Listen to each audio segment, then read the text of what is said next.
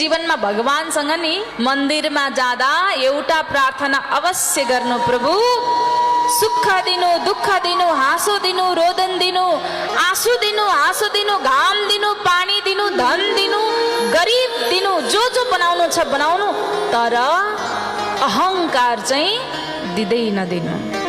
अहङ्कार चाहिँ प्रभु मलाई नदिनुहोस् है, किनकि त्यो अहङ्कार तोड्नको लागि भगवान जसरी पनि तयार हुनुहुन्छ। याद गर्नुहोला, जीवनमा सबैभन्दा ठुलो अहङ्कार के हो? मैले यति धेरै गरेँ नि, त्यहाँ पनि गरेँ, उहाँ पनि गरेँ, त्यहाँ पनि गरेँ, अनि यो गरेँ एकचोटि भन्दा ठिक छ, दुईचोटि पनि भन्दा पनि ठिक छ, तर भनेको भने जति गर्नुहुन्छ त्यति त्यति पुण्य घट्दै जान्छ। याद गर्नु, जति सुनाउनुहुन्छ त्यति के हुन्छ? पुण्य क्षीण हुन्छ, झर्दै जान्छ। आज यही बिन्ती गर्छु, भगवानसँग अहङ्कार चाहिँ नहोस् भन्नु।